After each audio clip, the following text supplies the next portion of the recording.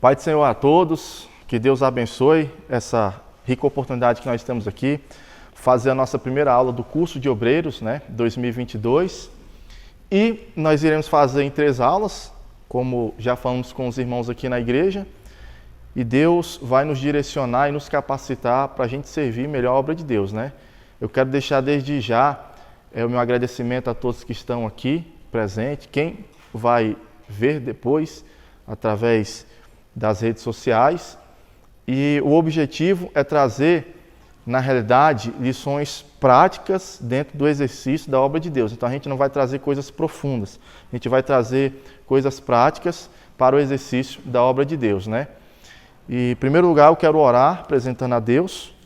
Os irmãos aqui já oraram e eu vou orar aqui apresentando esse momento aqui para quem está nos acompanhando. Senhor, em nome de Jesus, nós te louvamos, nós te exaltamos e te agradecemos, ó Pai, pela oportunidade que o Senhor nos deu para podermos estar acompanhando, meu Deus, esse curso, esse trabalho, cujo objetivo é estarmos nos preparando melhor para o exercício da Tua obra, Senhor, como obreiros e diáconos aprovados, sem ter do que nos envergonhar. Ó Deus, nos capacita e nos direciona segundo a Tua boa vontade, em nome de Jesus. Amém?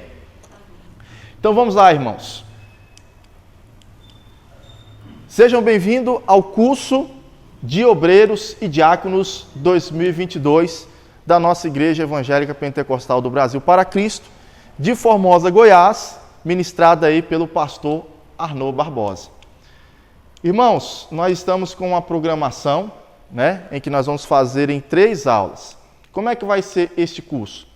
A primeira aula, que é a aula de hoje, nós vamos trabalhar com a vida pessoal do obreiro e os seus relacionamentos. Nós vamos entender o que é necessário na vida do obreiro, para que o obreiro, como uma pessoa que tem uma vida diante de Deus, quais são as características e as qualidades, biblicamente, que a Bíblia diz que o obreiro, o diácono, ele deve ter para poder exercer a obra de Deus. Como ele deve ter o seu relacionamento, por exemplo, familiar, no trabalho, essas questões, em que ele venha ser reconhecido como uma pessoa de bom testemunho, para que ele tenha crédito dentro da obra do Senhor.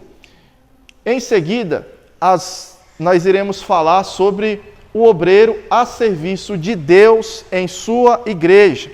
E nós iremos dividir em 2 aulas. O que nós vamos falar nesse curso? Sobre o obreiro exercendo o serviço na obra de Deus. Nós vamos mostrar, irmãos, qual é o trabalho do obreiro, qual é a função do obreiro, do diácono, dentro de uma igreja. O que ele tem que fazer, o que ele não pode fazer. Nós vamos também aprender dentro desse curso algumas coisas que na experiência de obra acontece, como a gente deve se comportar, Por exemplo, com crianças, adolescentes, algumas situações atípicas que podem acontecer no culto, Pessoas alcoolizadas, pessoas endemoniadas, homossexuais, pessoas que têm uma aparência assim, vamos dizer, incomum no nosso dia a dia, Enfim, nós vamos olhar algumas coisas que na realidade são importantes para a gente exercer na obra de Deus, e com certeza vai ser muito bom e muito proveitoso. A postura do obreiro, no exercício da obra, como ele tem que fazer a obra, ele entendendo o que ele é dentro da obra, nas questões práticas do templo, dentro da igreja, fora da igreja, antes, depois do culto, enfim. Nós estamos preparando pessoas não para ter um certificado ali, porque o certificado no papel, irmãos, ele não te garante nada, mas para você saber o que é trabalhar no reino de Deus, para você ele realmente estar capacitado para você trabalhar na obra de Deus. Amém? Então, hoje nós iremos trabalhar aqui exatamente com a vida pessoal do obreiro e os seus relacionamentos. É o tema que nós vamos fazer hoje. Então, se tiver entre os irmãos aqui presentes, alguma situação, pastor, e nessa situação, o que a gente faria? Nessa outra, o que a gente pode fazer? Tudo que estiver envolvendo o que a gente estiver falando aqui, os irmãos, a qualquer momento pode perguntar, a gente vai estar falando. Amém? Vamos lá. Quando a gente fala sobre a vida do obreiro e seus relacionamentos, nós temos que entender que a vida do obreiro, ela deve ser exemplar, pois assim como o pastor, os obreiros são modelos a ser seguido, né, pelos demais irmãos. Então, como diz ali 1 Timóteo, capítulo 4, versículo 12, tem um texto que ele é interessante nesse sentido, né? Que ele diz assim: ninguém despreze a tua mocidade, Paulo falando com Timóteo. Pelo contrário, torna-te padrão dos fiéis, na palavra, no procedimento, no amor, na fé e na pureza. Então, a primeira coisa que a gente entende aqui é que o obreiro é chamado para ser um espelho, para ser um padrão, né? As pessoas que são membros, elas vão olhar para você e vão se espelhar em você, nos seus comportamentos, na maneira como você se porta, não só dentro da igreja, mas também fora da igreja. Por exemplo, se a gente estiver num passeio, dependendo do que você fizer, a pessoa ali, entendeu? Ela vai tirar aquilo como base para a vida dela, ela vai estar te analisando, vai estar te observando. Se você trabalha com uma pessoa que ela sabe que você é obreiro, ela vai observar como é que você é no trabalho, que tipo de linguagem, você entendeu? Como é que você conversa, como é que você fala, como é que você se comporta em determinados assuntos que são colocados. Então você passa a ser uma pessoa vigiada, observada. E é claro, irmãos, que se a gente não tiver alguns cuidados, a gente muitas das vezes acaba dando brechas para algumas acusações serem feitas contra a nossa vida, que vai assim acabar, vamos dizer assim, tirando um pouco da credibilidade daquele que está fazendo um serviço para a obra de Deus. Então, há duas formas da pessoa pensar no cargo de obreiro. Ela pode simplesmente pensar, já que agora, então, eu vou ser um obreiro, todo mundo vai estar me observando, vai estar me olhando, então eu não quero passar por isso, vou deixar de fazer a obra de Deus. A pessoa pode pensar assim, quando na realidade ela ainda não entendeu um chamado que ela tem. Ela ainda não entendeu, na realidade, que quando Deus te chama, primeiramente, te chama não para você viver sob uma pressão, sabe, sufocado com medo do olhar das pessoas. Pelo contrário, quando Deus te chama e te capacita para quê? Para você se tornar um modelo, alguém a ser seguido, né? E nós vamos entender no decorrer das aulas que o obreiro, ele é aquela pessoa que quando ele se prontifica ao trabalho, Deus vai fazer com que essa pessoa ela cresça, né? Inclusive, Paulo vai dizer ali em Timóteo, 1 Timóteo, no capítulo 3, versículo 13, ele diz assim: pois os que desempenham bem o diaconato alcançam para si mesmo justa preeminência e muita intrepidez na fé em Cristo. Quer dizer, você vai adquirir uma fé maior, uma fé mais ousada, né? O Espírito Santo de Deus vai te capacitar. Então, quando você resolve se prontificar para a obra de Deus, ainda que você seja um jovem, né? Talvez você não venha ter o cargo de imediato, mas você sente a chamada e você já começa a trabalhar como se você, de fato, já estivesse naquele cargo, você começa a receber uma capacidade especial de Deus. A gente deve lembrar que quando Deus chama Davi para se tornar rei, né, em Israel, Samuel consagra ele, mas ele não pega o cargo de rei. Mas ele já entende que havia uma vocação na vida dele, ele já entende que Deus chamou ele, e então ele começa a passar a viver se preparando para aquela chamada, né? E aí Davi ele tem aquela primeira unção ali com Samuel, mas ele vai ter duas unções futuramente. A segunda unção lá na frente, quando ele vai ser reconhecido como rei ali da tribo de Judá, porque naquele período ali Saul já havia sido morto, né? Naquela batalha, e vai ter um momento ali então que o filho de Saul, que está tomando posse do reino, ele vai simplesmente ser assassinado também, e aí as 12 tribos ali, melhor dizendo, as 11 tribos, as demais tribos ali do norte, elas vão sentir necessidade de se unir novamente, tendo Davi como rei. Então Davi vai ser ungido pela terceira vez, e ali ele vai, vamos dizer, receber a carteirinha, né, vamos dizer assim, estou tipificando, né, como o rei de toda a nação, cumprindo, então, integralmente a chamada que Deus tinha na vida dele. Mas até isso acontecer, ele está passando por um processo, e a gente tem que entender, irmãos, que na realidade, a gente, mesmo antes, muitas vezes, de receber uma carteirinha, a gente passa por um processo, né? E nesse processo, a gente está fazendo a obra de Deus, a gente está se preparando para aquilo que Deus tem para a nossa vida, certo? Então, como obreiros chamados na obra, a gente vai se tornar um modelo, a gente vai se tornar um padrão, certo? E nós não podemos ter motivo para nos envergonharmos, né? Porque todo aquele que deseja ser um obreiro ou já está atuando como tal, deve ter como alvo principal ser semelhante a Cristo. O que Paulo dizia? Sede meus imitadores, como eu também sou de Cristo. 1 Coríntios capítulo 11, versículo 1. Então, irmãos, o obreiro é esse, o obreiro é um espelho, ele é alguém a ser analisado. Tome isso no seu coração e é por isso que a gente vai falar de algumas coisas importantes sobre a vida do obreiro, o qual ele tem que desenvolver, né, dentro da sua vida pessoal. Então vamos lá. Primeiro, quando nós falamos sobre o obreiro e os seus relacionamentos, a gente tem que entender que há 4 áreas importantes que o obreiro deve estar atento. Primeiro, na sua vida espiritual, né? Segundo, na sua vida familiar. Terceiro, na sua vida social, e quando a gente fala de vida social, a gente está falando de trabalho, a gente está falando de vizinhança, a gente está falando de você como cidadão, né? Um ser político, um ser que tem uma função na sociedade, né?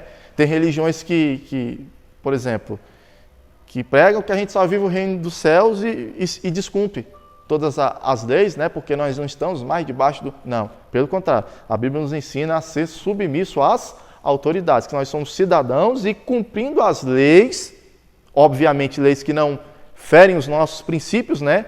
A gente está o quê? Dando bom testemunho para os demais e mostrando que a nossa fé não vem para produzir uma anarquia, uma desordem na sociedade, mas pelo contrário, a nossa fé vem para trazer uma sociedade melhor, mais justa e mais saudável. Os irmãos estão entendendo, sim ou não? E aí, por fim, nós temos também a vida intelectual do obreiro. Nós vamos entender como é que funciona. O obreiro chega no ministério, ele fica daquele jeito mesmo e não cresce mais? Não. Nós vamos entender como ele pode crescer mais, a importância dele desenvolver e crescer mais, né? E assim, você vai ser consagrado, vamos dizer, a obreiro, você vai ser consagrado a diácono, lute, busque capacidade de você chegar a ser um presbítero, você chegar a ser um evangelista, chegar até a ser um pastor, se assim o Senhor Deus tiver um chamado, mas ainda que você não chegue àquele cargo, pelo menos trabalhe procurando crescer, evoluir e fazer cada vez algo melhor dentro daquela função que você trabalha, né? É igual o pregador não pode ficar só na mesma mensagem, do mesmo jeito, falando as mesmas coisas, ele tem que procurar, né, se aperfeiçoar, procurar um conhecimento a mais, né? Enfim, para que a mensagem dele seja renovada. Também o louvor sempre vai procurando se atualizar, né? Os tocadores pegando técnicas novas, enfim, aperfeiçoando a sua maneira de servir ao rei. Então tudo isso, né? Quando a gente faz um trabalho na obra de Deus, a gente tem que procurar sempre reciclar e procurar progredir, não é verdade? Então é desse jeito que a gente faz na obra de Deus. O obreiro também tem que ser assim, entendeu? O obreiro ele tem que chegar dentro da obra de Deus, ainda que o trabalho dele seja simples, mas ele procurar cada vez fazer algo melhor, cada vez, né, progredir em algo melhor naquilo que o Senhor chamou ele. E isso trata-se da vida intelectual. Certo, irmãos? Sobre a vida espiritual do obreiro. Pastor, o que eu tenho que ter cuidado a respeito da minha vida espiritual? Tem gente que na verdade não sabe nem o que seria essa vida espiritual. Então vamos lá. Quando a gente fala, irmãos, da vida espiritual do obreiro, primeiramente é necessário a gente entender que o obreiro ele precisa ter o quê? Hábito de jejuar, orar em casa e na igreja que congrega. No caso, na igreja que congrega, no sentido de orar. Ou seja, a igreja ela está levantando uma campanha de oração. Quem são os primeiros que tem que estar participando dessa campanha de oração? Os obreiros. Agora pense, irmão, um obreiro está tendo uma campanha de oração na igreja, certo? O obreiro não está trabalhando e ele não se esforça para estar naquelas campanhas. Fala a verdade. Você tem tanta credibilidade numa pessoa que você não vê orando, que você não vê ali fazendo, né, buscando espiritualmente? Não.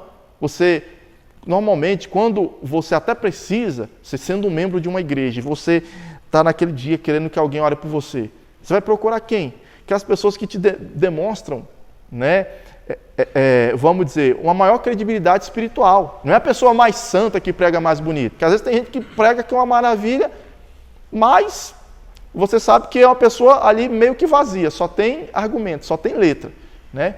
Você quer oração é de quem? Aquelas irmãzinhas que você sabe que está ali orando, está ali buscando, está ali nos propósitos, sempre vê ali, entendeu?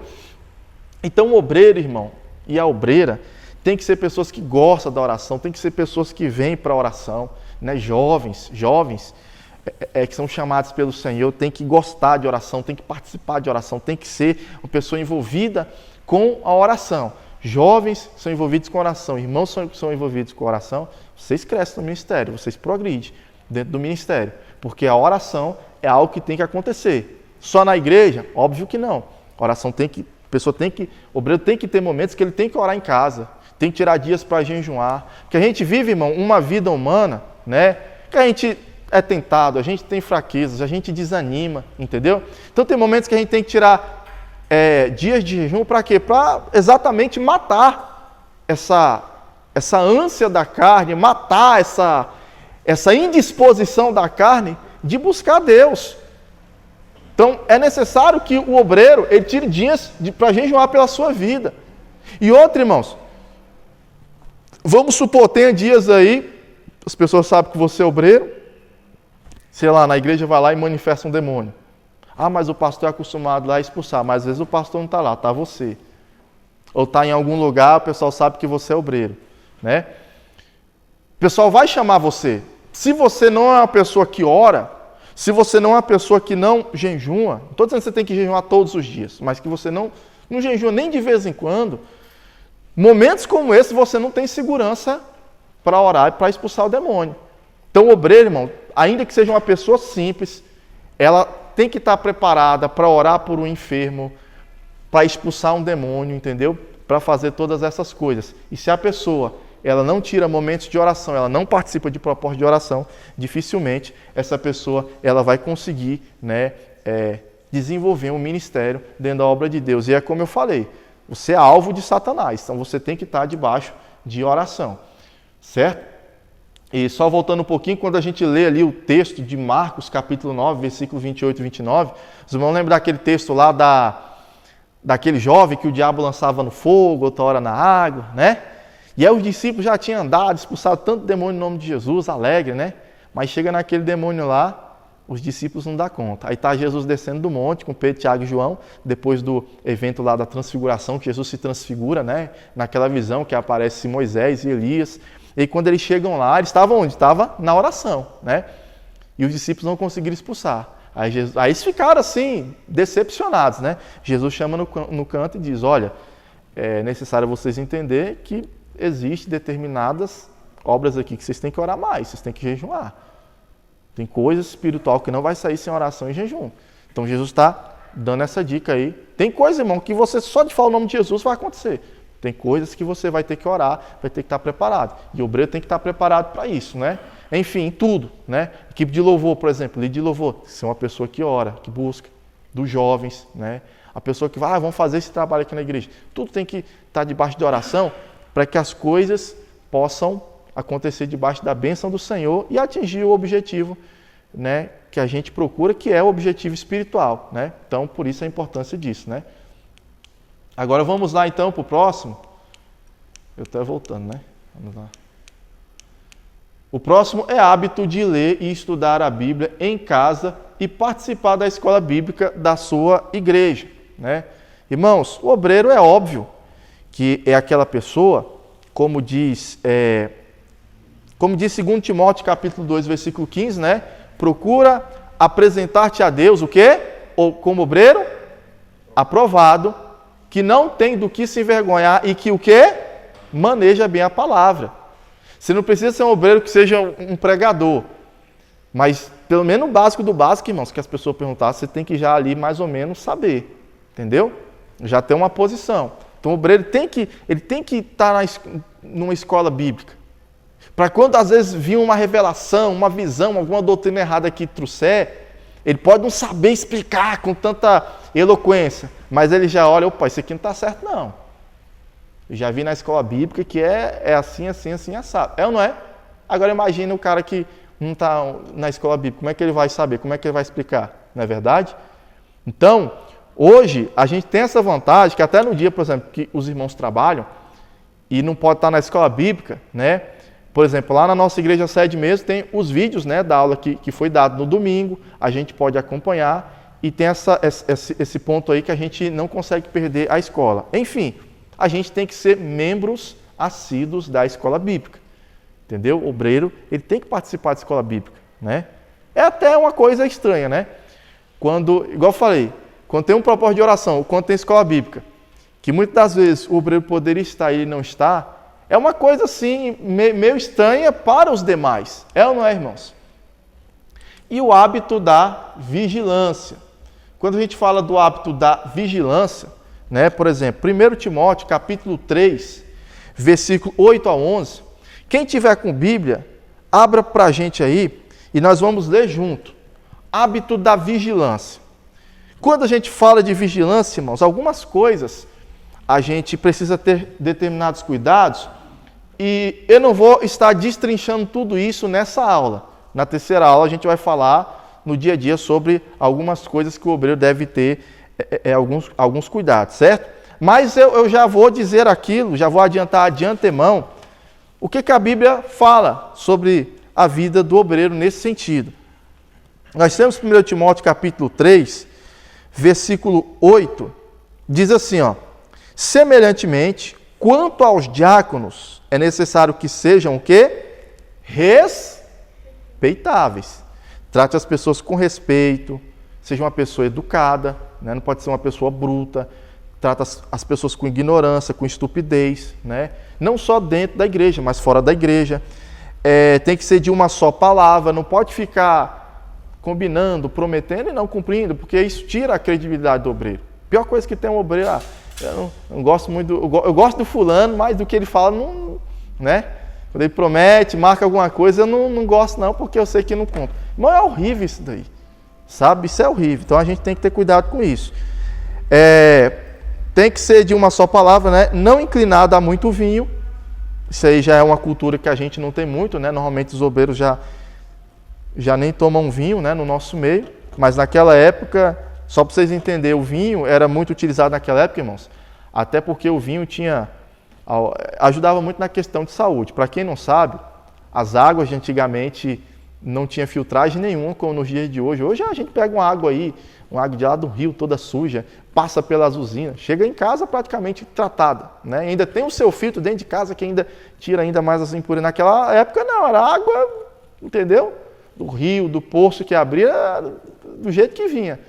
Então, muita gente passava mal, ficava ruim. Então, o vinho, como tinha o álcool, né, ele não era só para cachaça, só para a pessoa se divertir. O vinho tinha tipo um efeito de purificação. Eles entendiam que tomando o vinho, eles iam matando algumas bactérias devido àquelas águas impuras, né?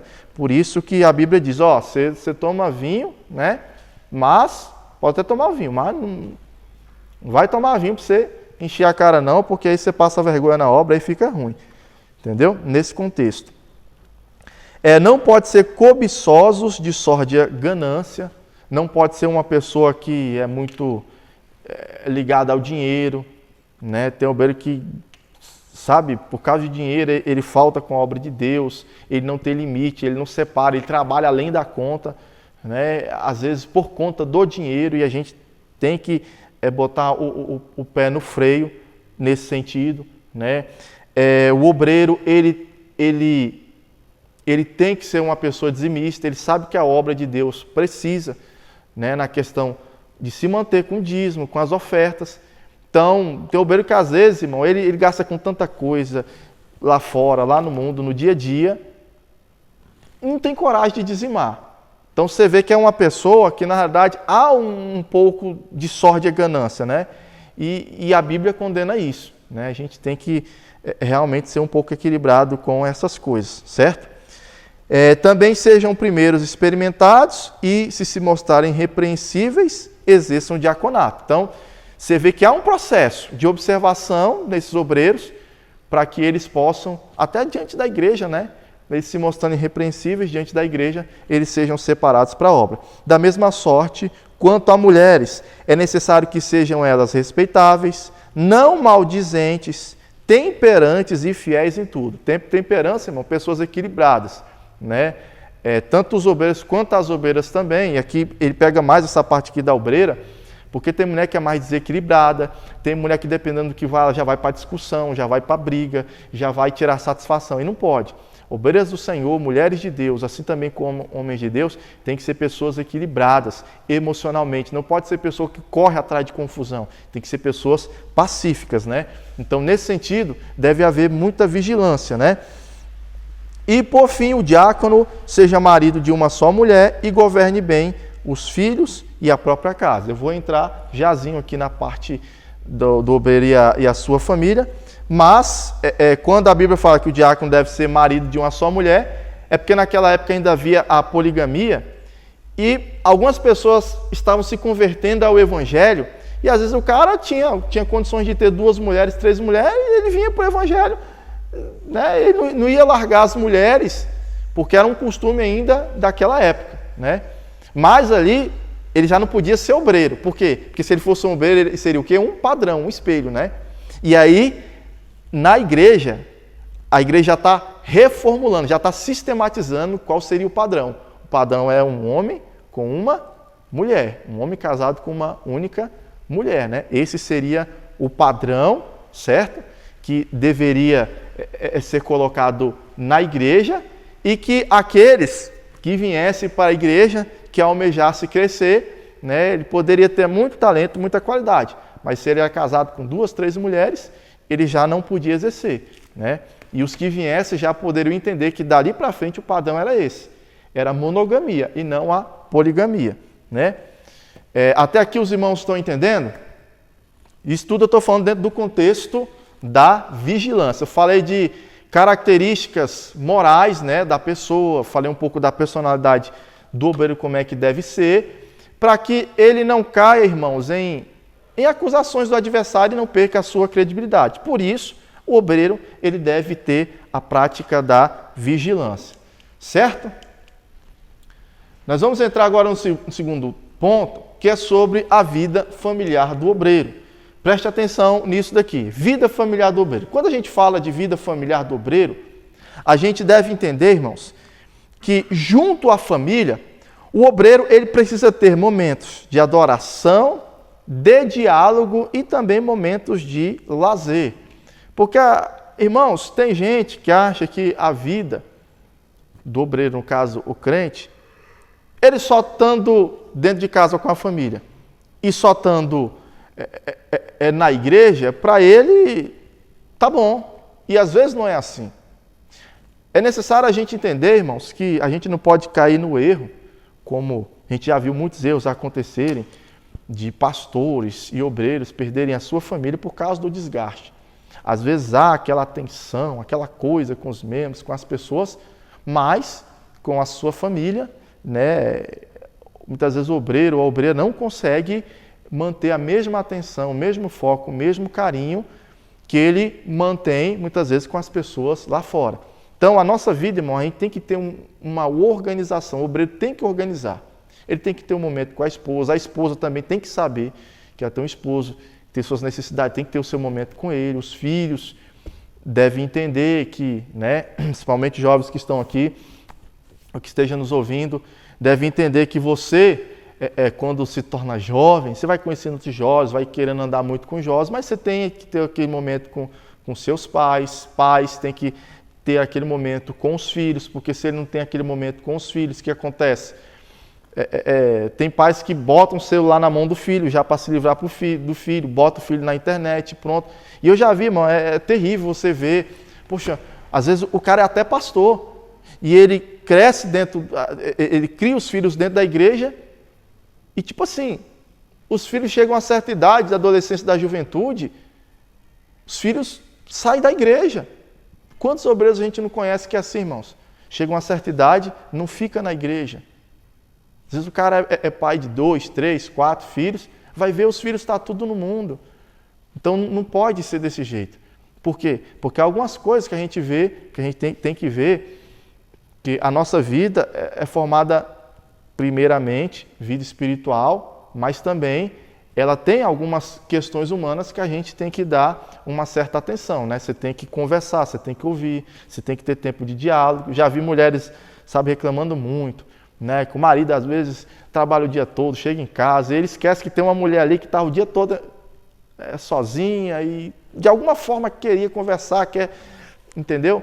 Às vezes o marido também não quer trazer os problemas do serviço, mas, sabe, aí fica aquela coisa como uma falta de diálogo. Alguma coisa, irmão, tem que parar e tem que conversar, né?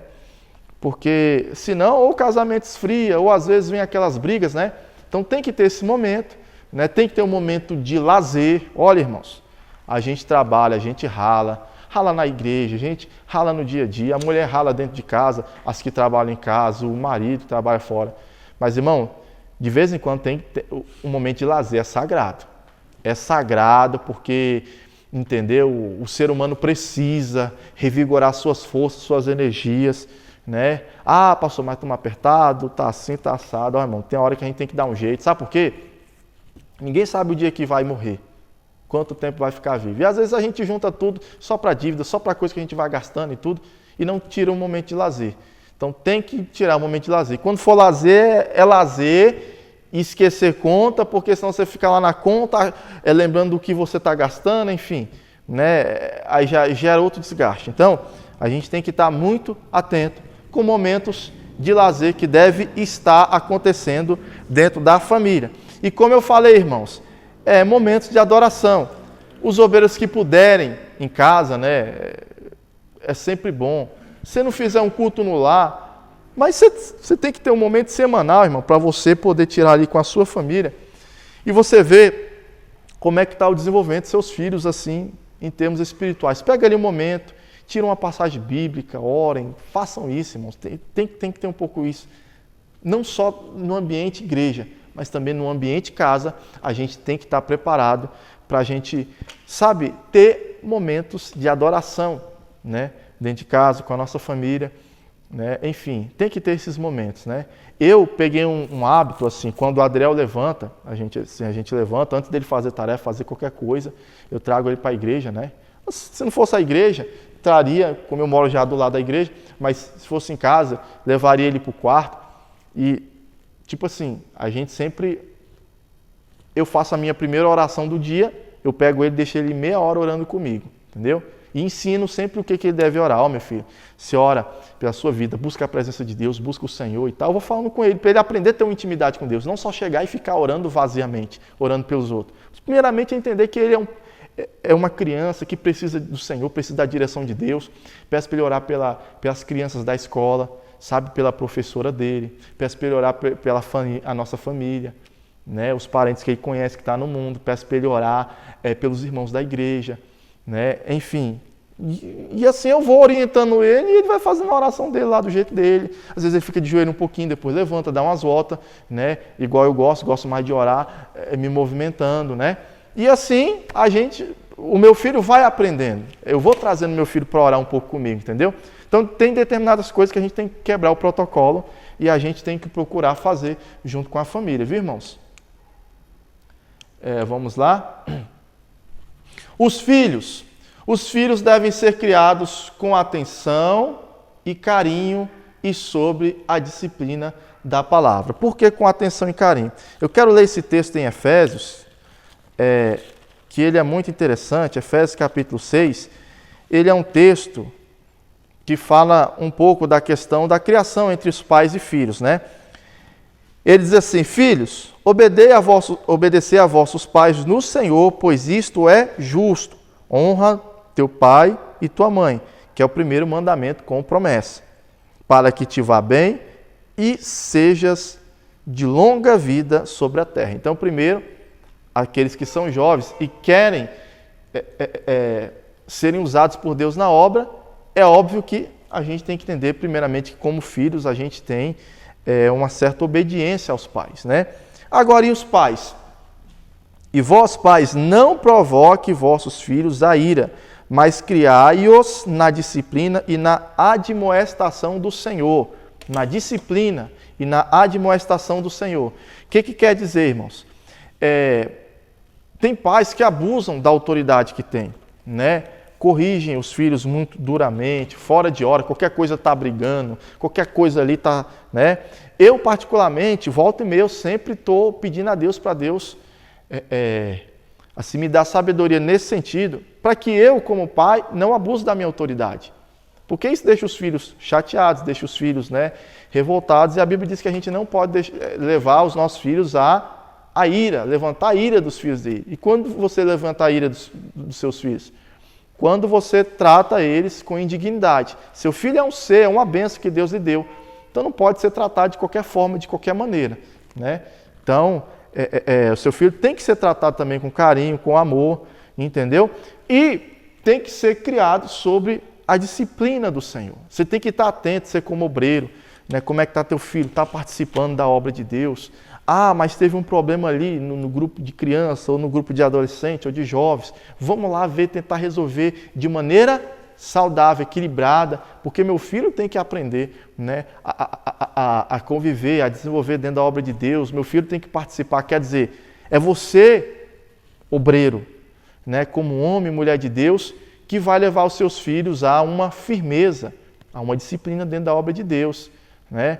Eu acho um absurdo, às vezes a pessoa é um evangelista, é um presbítero, um pastor, o filho às vezes tem 14, 15 anos de idade, né, tá ali, comendo, bebendo, tá ali, e o filho faz o que quer, age do jeito que quer. Ah, pastor, mas não quer, irmão, né? Ele não quer.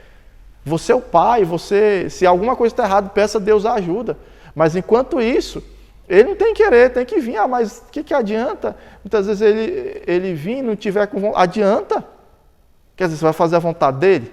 Que é o quê? Ficar em casa, vendo um monte de vídeo que não presta. Não, você é o pai, entendeu? Enquanto ele estiver sob a sua tutela, é você que tem que botar a disciplina. Disciplina é o quê, irmãos?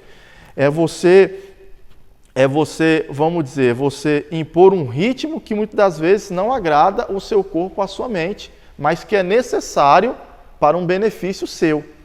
Isso é disciplina, né? É você estabelecer regras, né, para um benefício, mesmo que aquelas regras tragam algum desgaste a você. Então, filhos têm que ser criados com disciplina, né? É o que a palavra de Deus nos ensina. Terceiro, o relacionamento com o cônjuge deve ser respeitável, harmonioso e de bom testemunho. O que isso quer dizer, pastor? Harmonioso, respeitável e de bom testemunho. Quer dizer que eu nunca vou brigar com a minha esposa? Irmãos, nós somos seres humanos, nós erramos, nós falhamos e às vezes a gente vai ter conflitos. Agora é importante a gente sempre se policiar para que esses conflitos não se externem. Certo, irmãos? Não se externem, porque isso é horrível. E sempre a gente tem que ter uma vigilância, porque às vezes, o que acontece? Às vezes a pessoa chega no momento, vamos supor que você está tendo uma discussão com a sua esposa ou com o seu esposo, e tipo assim, às vezes é só uma coisa de momento, que depois você acaba resolvendo uma coisa, né? E o que acontece? Aquela imagem é que fica. E as pessoas dizem, a gente pensa que fulano de tal, com ciclano estão vivendo bem, né? Mas só estão na aparência, estão... E às vezes não é bem assim. Por isso que a gente tem que estar atento, né? Para a gente não externar determinadas coisas. Eu não sei se os irmãos viram, nessa pandemia, né? Muitos pastores aí fazendo live, gravando vídeo. Aí tem coisa que não adianta, o povo não perdoa, viraliza mesmo, circula, né? Foi um pastor de uma denominação, que acho que a esposa dele estava gravando, não sei o que aconteceu ali, que ele não sabia que estava gravando, estava fazendo a live, né? Aí ele falou alguma coisa lá, a mulher, acho que não deu conta de fazer, eu sei que no meio da live ele lascou os tapas, saiu metendo o tapa na mulher. Só que ele não sabia que estava gravando, né? Nossa, aquilo ali, meu irmão. Ixi. Aí depois ele fez um vídeo pedindo desculpa, tentando consertar o remendo. Mas aquela coisa, diante de fatos, né? Não há argumento. A impressão foi horrível, né? Então, nesse sentido, a gente tem que se vigiar, né, irmãos? A gente tem que ter uma certa atenção. Vamos lá, 2.4. No caso de cônjuge descrente, né? O obreira, né, não pode se divorciar tendo por pretexto a obra de Deus. Vamos abrir 1 Coríntios, capítulo 7, versículo 14. Por que isso daqui é importante, irmãos? Paulo, ele está falando aqui, né, com muitas... Ele está entrando, na realidade, o apóstolo Paulo está entrando no mundo dos gentios, né? E no mundo dos gentios tinha muitas pessoas se convertendo ao cristianismo, mas que às vezes o cônjuge não queria, né? Queria continuar adorando seus deuses. E isso era terrível, era complicado. E aí muita gente queria separar por conta disso, estava tendo desavença, né? Mas como é que eu posso continuar casado com uma mulher que não se converteu, ou com um homem que não se converteu? Aí que Paulo ele vai esclarecer aqui. 1 Coríntios, capítulo 7, versículo 12 ao 14. Ao mais digo eu, não o Senhor. Se algum irmão tem mulher incrédula, e esta consente em morar com ele, não abandone. E a mulher que tem marido incrédulo, e este consente em viver com ela, não deixe o marido. Porque o marido incrédulo é santificado no convívio com a esposa, e a esposa incrédula é santificada no convívio com o marido descrente. De outra maneira, os filhos seriam impuros, porém agora são santos. Primeiro, quando ele disse que a mulher descrente, ou o homem descrente, é santificado, isso aqui não está dizendo que a pessoa vai ser salva, viu, irmãos? Não é bem assim como algumas pessoas dizem. Santificado no convívio quer dizer que tem muita coisa que a pessoa fazia e praticava, né? Tendo agora uma pessoa crente dentro de casa, o que acontece? Automaticamente, essa pessoa vai diminuindo seus comportamentos, né? Ela vai melhorando, né? Por respeito ao cônjuge, entendeu? E o que acontece? E Deus vai estar abençoando aquela pessoa enquanto ela estiver convivendo com você, enquanto ela estiver casada com você. Até o momento que, quem sabe, o Senhor vai tocar no coração dela, ela vai entender o Evangelho, vendo um bom testemunho, né? E vai se converter ao Evangelho. Aí sim, nesse momento é que ela alcança a sua salvação, certo? A sua vida eterna. Entendeu, irmãos? Então, agora, se a mulher, o homem, por causa da fé, ou por outras razões, quiser, eu vou sair de casa, né? Enfim, eu quero ir embora. Aí não há o que fazer. Então, em primeiro lugar, a gente percebe biblicamente que ter um marido descrente, uma mulher descrente, né, não é motivo para a pessoa se casar. Embora, melhor dizendo, se divorciar, né? Embora a gente saiba que há situações que é complicado. Por exemplo, se a mulher estiver sofrendo uma agressão, né? O cara tem problema com bebida alcoólica, trai a mulher direto, bate na mulher direto, né? E aí a mulher tem que ficar presa a uma situação dessa. A Bíblia diz que o Senhor não nos chamou à escravidão. E isso ele fala também, né, no contexto do casamento. Então, nesse sentido aí, ninguém está preso debaixo da escravidão. Mas não vou entrar detalhado nesse tema, né, porque não é o nosso objetivo. Mas o objetivo é mostrar, né, que se a mulher é descrente, ela tem que entender que ela tem um esposo ou um marido descrente, que tem um esposo, irmãos, que ele tem necessidades, né?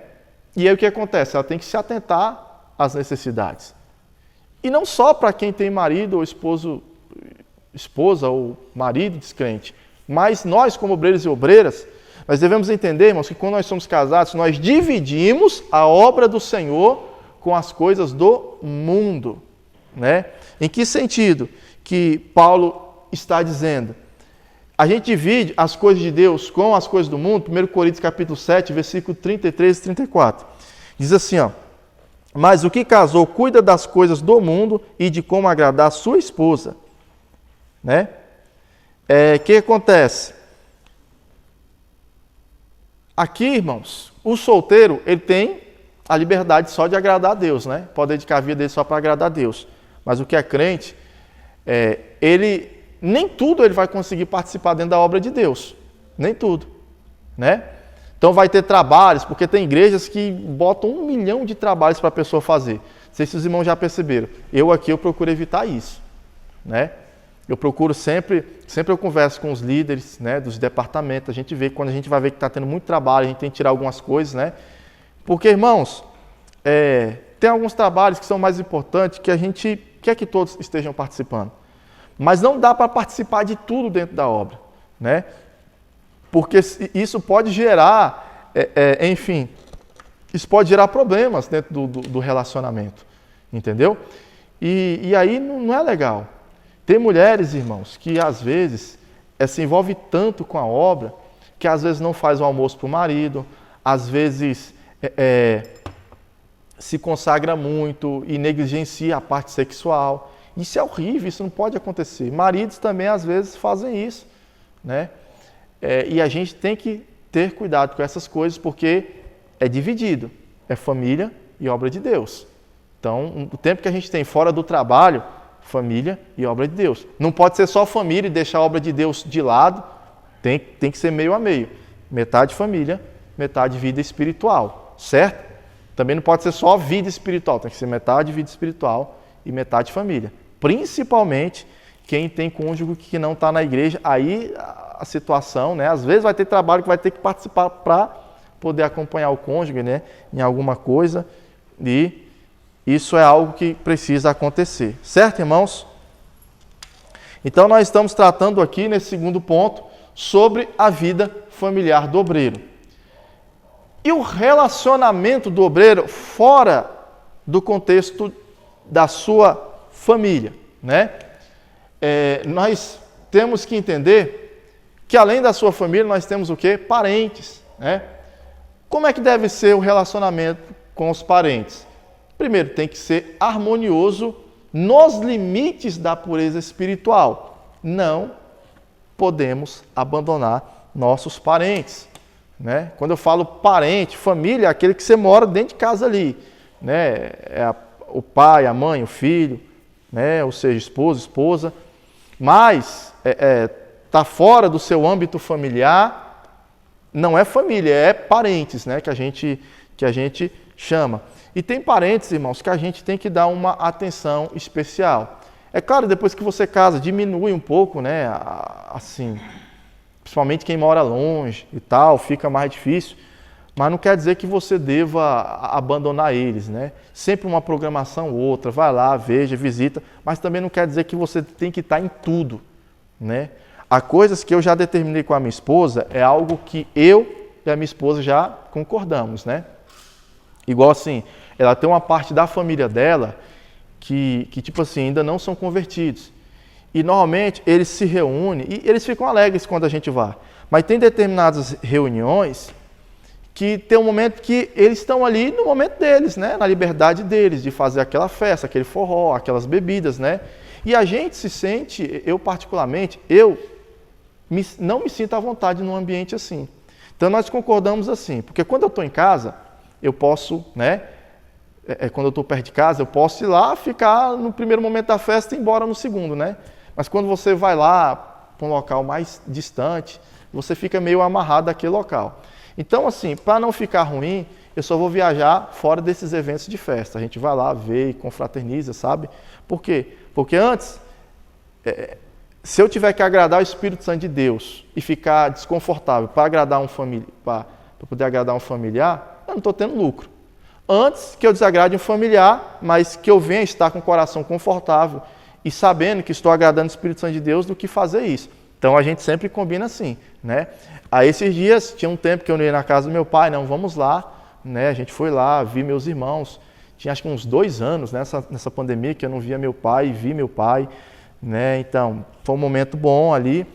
E meu irmão me chamou para um evento do aniversário dele.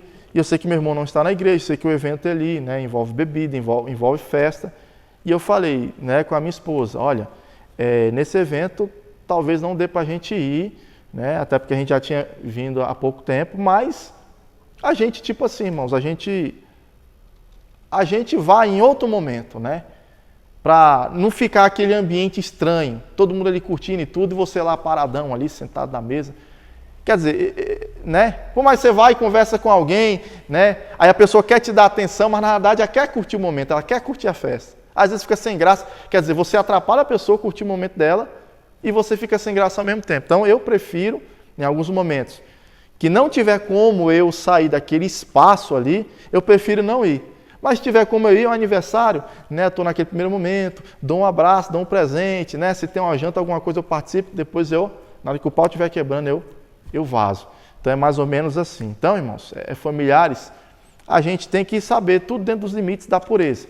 Mas ajudar um familiar, sempre você deve ser a pessoa que mais você tem que acolher, né, irmãos? É os seus parentes, a sua família, mas tudo dentro do limite, né, da pureza. Amigos, obviamente, também tem que ser uma convivência, né, harmoniosa, nos limites da pureza espiritual. E lembre-se deles, não apenas quando você precisa. Sempre costumo lembrar que a gente não pode ligar para determinadas pessoas só quando precisa. Sempre tem pessoas que, às vezes, socorrem a gente, sempre está ali para nos ajudar, mas em outros momentos você tem que lembrar essas pessoas para você não passar uma imagem ruim, como servo do Senhor. Ó, tá vendo aquele crente ali? É meu amigo, mas só me procura quando precisa. Isso é ruim, isso é chato, isso é horrível. Então, em momentos assim, quando você também não precisar, liga, vai lá, fala com a pessoa, se é uma pessoa que sempre te socorre, né? Para não ficar uma impressão ruim. E com amigos que não são da igreja, são do mundo, a gente pode ter amigos sim, desde que eles aprendam também a nos respeitar, né? Aprendam a te respeitar como servo de Deus, serva do Senhor, você vai mantendo a amizade. Viu que as conversas, enfim, né? Porque tem gente, às vezes o cara é crente, mas tem um amigo que é ímpio, quando ele está com esse amigo, ele vira ímpio também, sabe? É só nas piadas sujas, nas conversas sujas, só na... Você entendeu? O obreiro, ele tem que ficar atento com isso, irmãos. Ele tem que ficar atento com isso, não pode ser assim, entendeu?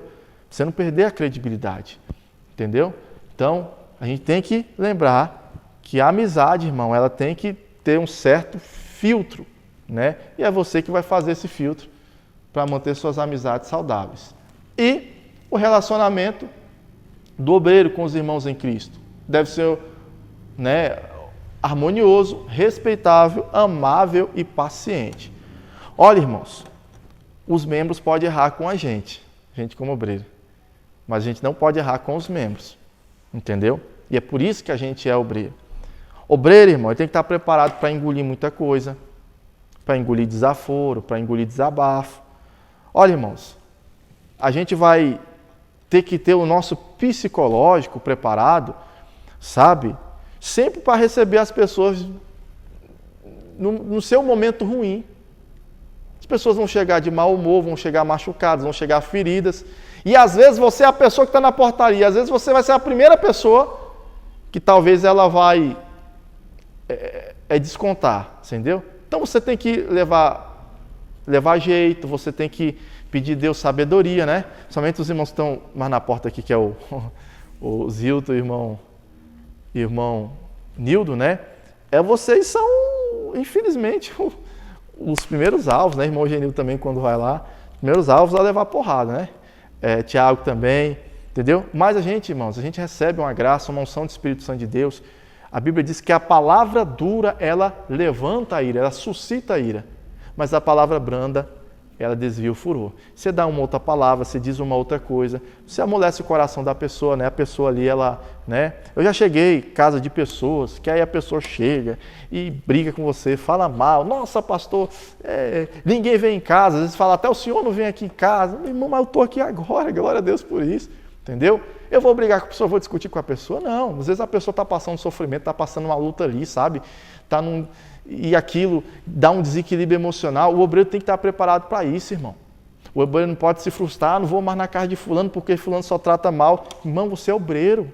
Você está aqui para servir. E glória a Deus, você está sendo recompensado por Deus pelo serviço que você faz. Sabe? Então o obreiro não tem que estar procurando na igreja ser honrado, não. Ele tem que saber na igreja que ele vai ter o seu momento de honra. As pessoas vai ter muita gente que vai tratar você com amor, com carinho. Mas tem pessoas que vai tratar você com desprezo, mas e aí? Bola para frente, a gente continua.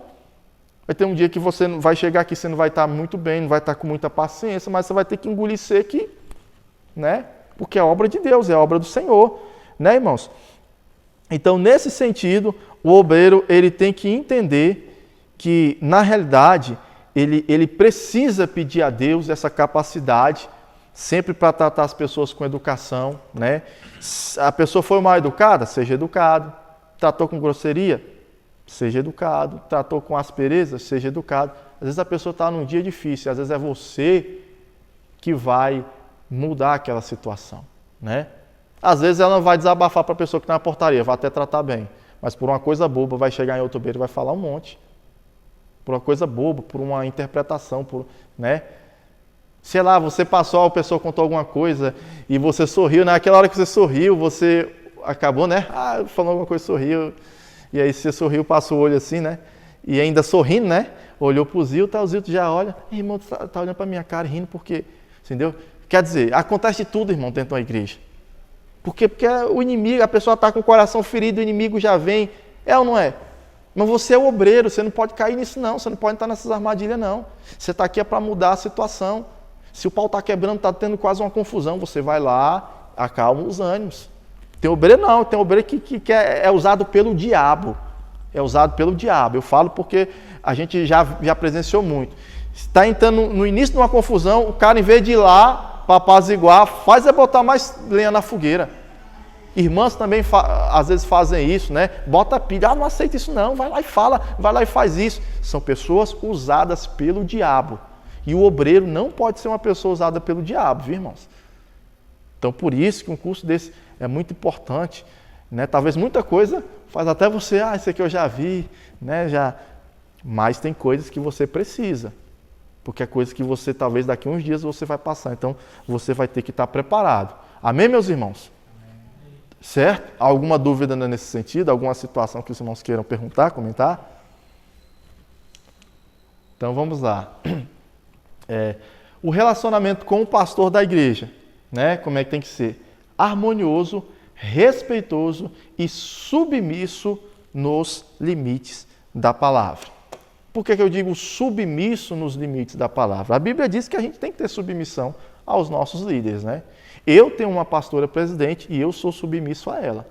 Né? Não vou confrontar ela, não vou enfrentar ela, né, na frente dos outros. Se tiver alguma coisa que eu não concordo, eu vou dar meu ponto de vista, eu vou mostrar, porque eu não concordo de tudo. Mas eu não vou confrontar, você entendeu?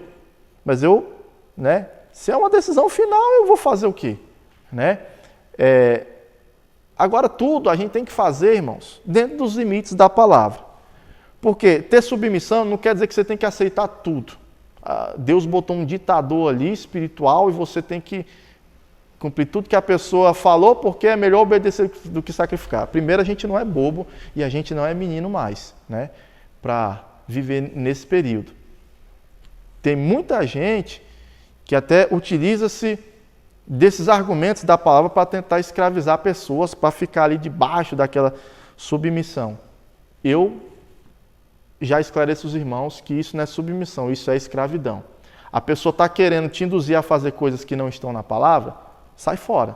Você não é obrigado a obedecer aquilo, né, que está fora da palavra. Né? Porque o que acontece? A Bíblia diz que antes de nós obedecermos a Deus, obedecermos aos homens, primeiro nós temos que obedecer a quem? A Deus.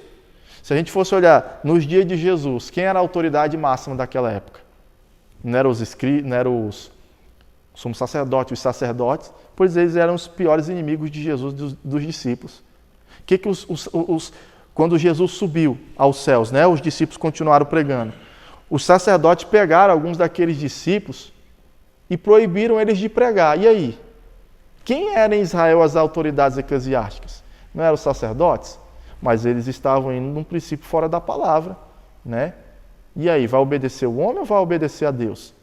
Agora, é claro que você chegar dentro de um ministério que você vê que está trazendo muitas coisas que estão te levando fora da palavra, você tem que repensar, né? Que você não pode estar ali naquele ministério debaixo de uma desobediência, porque você não cresce, você atrapalha a obra, né? E isso é horrível. Agora, voltando ao relacionamento com o pastor. Irmão, é uma questão de lógica. Né? Se você está, por exemplo, dentro de uma empresa. A empresa, você tem o dono da empresa e você tem ali um gerente da empresa. E você está sempre em guerra com o gerente, você está sempre em discussão com o gerente. E o gerente é que tem a responsabilidade, né, sobre os funcionários, sobre o bom andamento da empresa, enfim, sobre a produtividade. Você vai fazer o quê, irmão? Você vai manter um mau relacionamento com o gerente? Né? A menos que aquele gerente ali esteja pisando na bola, esteja ali fazendo muita coisa errada, você vai tentar também com sabedoria ver como resolve. Você não vai ficar criando conflito com o gerente, é ou não é? Por quê? Porque ele é a pessoa responsável ali por aquele trabalho. E com o pastor é mais ou menos assim. O pastor, ele é o mordomo da obra. E o mordomo dentro de uma casa, é assim, tem um dono, né, da casa, que é aquele cara rico e tudo, e ele tem um mordomo. Ele não vai cuidar de jardinagem, vai cuidar de cozinha, vai cuidar de nada disso. Ele chega no mordomo, fala, eu quero o jardim desse jeito, eu quero, né, a comida tal dia, eu quero fazer um jantar, quero um jantar assim, tal dia, eu quero que você pegue o motorista, me leve para tal lugar, enfim. Quer dizer, quem cuida dessa parte é o mordomo, né? Então o mordomo, ele chega e ele administra. Então os outros funcionários devem estar em harmonia com o mordomo, porque ele recebe as ordens diretas de Deus, né? Então o pastor é assim, irmão. Quanto mais você tiver a confiança do seu pastor, você estiver próximo do seu pastor, você tiver uma relação de respeito, de confiança com o seu pastor, mais você cresce no reino de Deus. Por quê? Porque dentro da obra, qual a pessoa que, pelo menos em tese, né, ela está mais próxima de Deus devido a estar ali com o peso da igreja, com a responsabilidade da igreja, né, e que vai prestar contas com a igreja? É o pastor. Então você tem que sempre estar do lado do seu pastor, né? Sempre estar do lado do seu pastor, sempre manter um convívio amigável, uma boa relação com o pastor. Eu digo isso, irmão, porque é só você olhar obreiros que crescem, que desenvolvem dentro da obra. Você vê que ele tem um histórico de uma vida assim abençoada junto com o seu líder. Agora, olha a vida de obreiros rebeldes. Como é que é? É obreiros que estão aí sem igreja, que agora só estão pregando na internet, que não conseguem crescer ministerialmente em lugar nenhum. Então, irmão, é questão de inteligência. Relacionar-se bem ou mal com o pastor é questão de inteligência, mas cada um faz a sua escolha, né? Cada um faz a sua determinada escolha. Mas, biblicamente, a gente vê que, assim, os discípulos que mais cresceram, que mais se desenvolveram, é aqueles que estavam mais próximos ali com o Senhor. Então, sempre manter com o pastor, né? O obreiro deve entender que onde o pastor estiver, aonde ele tiver, né, essa questão, o pastor está dentro da igreja, é o pastor, mas fora da igreja está numa padaria, né? Ô, Arnaud! Não, irmão, não é Arnaud, é pastor. Ô, fulano, eu assim, às vezes eu não respondo a alguns irmãos assim, para não ser indelicado, mas em algumas situações eu fico calado, sabe? Mas é assim, é estranho, por exemplo, vamos supor, se eu estiver num jogo de futebol, os meninos sempre me chamam de pastor, mas chega lá, porque eu estou jogando futebol com eles, não me chama mais de pastor, agora é Arnaud. Quer dizer, porque eu estou na partida de futebol, eu não sou mais pastor? Então, se é o futebol que está fazendo eu perder o respeito, eu tenho que parar, eu não é? Então tem que ser mais ou menos assim. Então, onde eu estiver, irmãos, é o pastor. É você entender que, poxa, ele está sorrindo com você, está conversando com você, está tendo uma liberdade com você, está mais próximo de você, continua sendo o pastor, entendeu? Então tem que manter sempre essa relação assim de respeito, né? Para que a obra de Deus ela consiga, né? Eu lembro que o meu chefe, a gente sempre teve um respeito muito grande. E o meu chefe, ele assim, eu não sabia, mas ele conhecia o meu pastor, assim, desde a época de adolescentes, né? Aquilo foi uma bênção para mim, porque eu mudei meu horário, pude trabalhar no horário mais cedo, né? E assim pude até fazer a obra de Deus naquela época, foi muito bom. Mas um dia ele foi para um retiro com a gente, né? O meu pastor convidou ele, foi para o retiro com a gente. Ele chegou lá com os filhos dele num ambiente totalmente normal, descontraído. A gente brincou de bola, mas eu sempre, né? Ô, chefe, não sei o quê, hein, chefe, tal, sempre mantendo aquele respeito, né? Tem gente que já não sabe. Tem gente que é o seguinte, ele é meu chefe. Não digo só com o pastor, mas também com o chefe. Ele é teu chefe, mas está brincando, está conversando, aí já quer tirar umas brincadeiras assim, fora, já quer, entendeu? É teu chefe, irmão. Não pode, você tem que manter ali um certo respeito. Não pode perder o respeito por liderança nenhuma, principalmente o da igreja. Mas eu quero que vocês entendam que vale com o professor lá fora, né? Vale com o chefe no trabalho, enfim. Essa ideia de respeito que o obreiro tem que ter pelas lideranças, sabe? Isso leva ele até crescer diante de Deus. Porque se ele sabe respeitar, vamos dizer assim, as ordens, as pirâmides, né, de lideranças aqui nessa terra, ele aprende a respeitar as do céu. Lembra lá daquele centurião romano, ele chegou no Senhor, não, Senhor, dá só uma palavra, porque eu sei que com o Senhor o negócio é diferente, eu sei quem o Senhor é. Eu também sou homem de autoridade e sei que um homem de autoridade é respeitado. Então, eu sei que o homem que eu sou, diante do Senhor, o Senhor, eu não quero nem que o Senhor suje os seus pés indo lá na minha casa, estou parafraseando. Entendeu? Eu sei que só se o Senhor der uma palavra, e naquela humildade, ele se humilhando, porque ele sabia, né, que ele como autoridade, o jeito que ele era, o jeito que ele tinha um ser superior acima dele, e ele tinha pessoas abaixo dele, mas ele estava diante daquele em que ele já reconhecia ser o Messias, né, o Filho de Deus. Então ele soube chegar você entendeu? Por mais que ele via Jesus humanamente ali um judeu, vestindo uma roupa comum, andando de sandálias, mas ele sabia que era o Filho de Deus, né? Então ele tinha, né, aquele respeito. Então sempre tenha isso, irmãos, em mente. Amém? E para a gente finalizar, estou chegando aqui nos últimos pontos. A vida social do obreiro, no local de trabalho, como empregado ou patrão, ser honesto, humilde e humanitário. Então, se é um patrão, né, tem que ser um patrão que dê bom testemunho. Trata as pessoas sem estar brigando, xingando, sem ser um estúpido. Irmão, eu já vi pessoas que, assim, é horrível você olhar, esse cara aqui é crente, mas aqui, nesse serviço aqui, eu vou falar, esse cara aqui, eu não tenho credibilidade nele, não. É horrível você ouvir isso. E o meu chefe, por exemplo, ele era crente, né? Ele é crente. Era o meu chefe, né?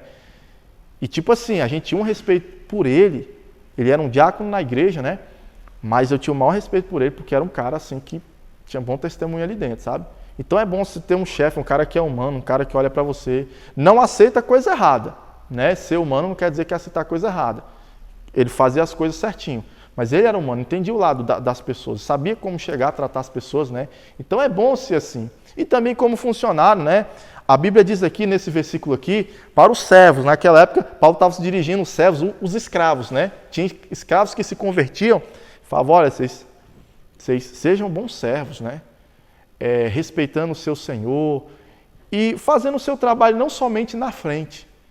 Em outras palavras, que ele está dizendo, não fica cozinhando no galo aí não, dando nó cego no serviço, trabalhe direitinho, faça direitinho, como se você estivesse trabalhando para o Senhor.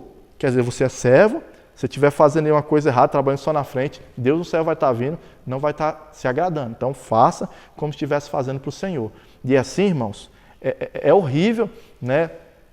Às vezes o obreiro foi mandado embora de serviço, foi mandado porque estava fazendo coisa errada, porque estava trabalhando errado. A gente tem que ter muita... sempre, aonde a gente sair tem que deixar portas abertas, amém? Vamos lá. A vida social do obreiro na vizinhança, ser bom testemunho, ser pacífico, né? O crente tem que ser uma pessoa, no que depender de você, é claro, manter harmonia com todos os vizinhos, né? Confusão, briga. Nossa, é feio demais um obreiro. Nossa, é obreiro, mas está aí, ó. Não tem bom testemunho, só vive arrumando confusão com os vizinhos, é briguento. Isso é horrível. Isso não pode acontecer, né? Até nas brigas, nas confusões, sempre procurar ter um momento de equilíbrio. Você ter um momento de desavença, não soltar aquilo muito alto para a vizinhança, né? Ouvir, enfim, né? Aqui a gente já tem, aqui qualquer coisa que você fala aqui nesse galpão já sai numa coisa alta. Aqui é engraçado que até assim, tipo assim, às vezes a gente escuta assim, as irmãs conversando, os varões conversando. Quando você está lá dentro, às vezes você para aqui, será que eles estão brigando, discutindo? Você vem aqui vendo, não, eles estão alegres, então. Mas tipo assim, né? Tem essas situações, né? Por isso que morar em local assim, tem que dá muito eco, é ruim por conta disso, né? Mas assim, tem coisas que ficam visíveis, né? E o obreiro ele tem que estar atento em relação a isso, certo? E na sociedade, ser uma pessoa participativa e contribuinte. Sempre eu falo, a comunidade está juntando ali na sua rua, Rafael, às vezes para pintar a calçada, está juntando todo mundo para fazer, né, uma melhoria ali. Você como obreiro, você deve ser o primeiro a participar, tá junto. Eu não posso estar ali junto, né? Mas, sei lá, ajuda de uma outra forma. Enfim, a gente é um ser social, né? A gente está envolvido com a sociedade, com o mundo da sociedade.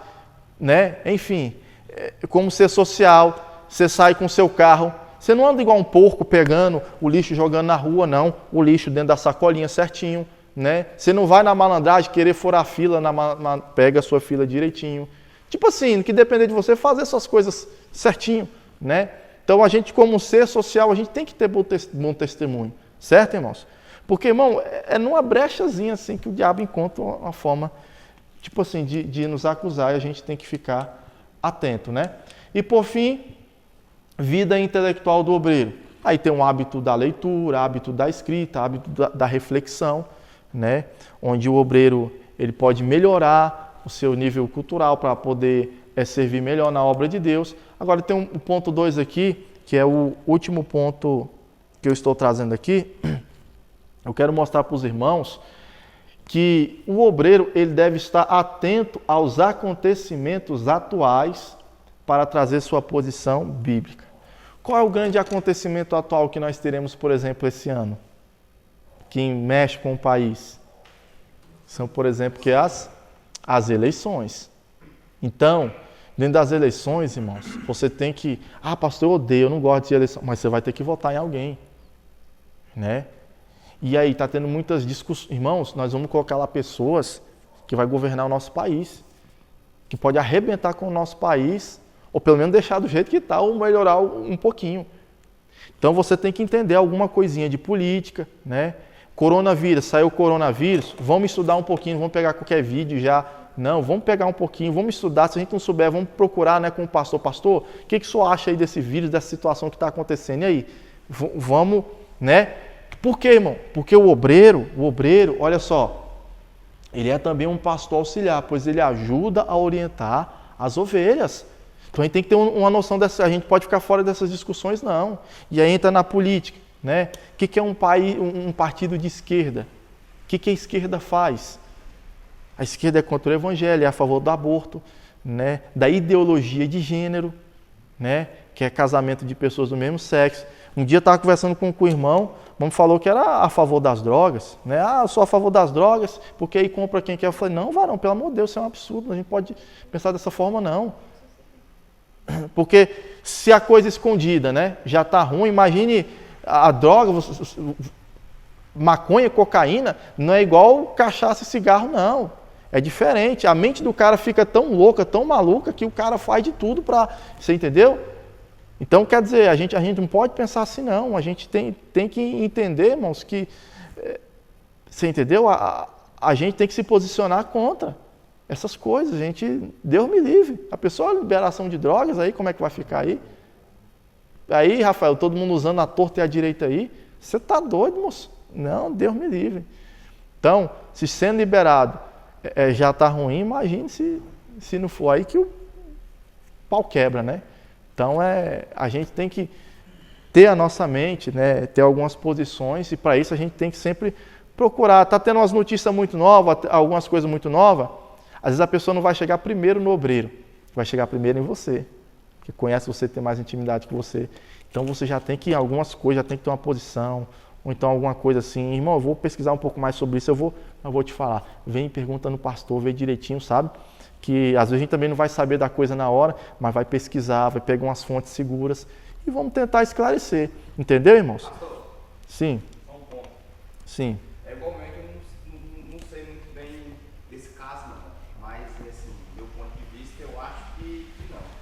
Sim. Mas tem algumas irmãs aqui que teve um obreiro que falou para ela que o álcool está dando cirrose. Colocar álcool na mão está dando cirrose.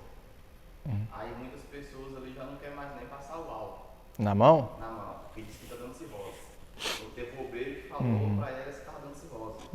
Inclusive tem uma irmã também que fica com nós ali de vez em quando na porta ali, que ela mesma não passa. Fala, não, o obreiro tal falou para mim que dá cirrose. Aí eu queria saber do senhor.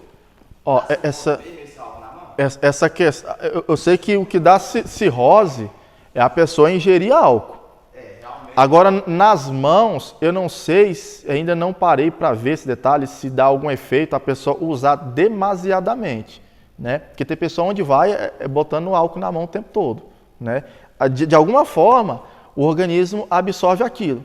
Mas não sei se é no ponto, às vezes, de dar ressecamento só na mão, ali na pele, ou de dar uma cirrose. Para dar uma cirrose, assim, eu particularmente, cirrose é uma coisa que você tem que beber, ingerir. E muito. Para você dar uma cirrose, não é bem assim. Mas nós vamos pegar aí com precisão e vamos solucionar. Mas por enquanto não, pode passar álcool e gel na mão aí que cirrose você não morre não. Entendeu? Só esse pouquinho que você vem na igreja uma vez aqui, entendeu? Porque se você for entrar no mercado, você vai ter que passar álcool e gel, não tem jeito, né? Quer dizer, se bem que tem alguns aí que não tá passando. Mas se for no mais, tem que passar álcool e gel, né? E aí, como é que vai fazer? Então.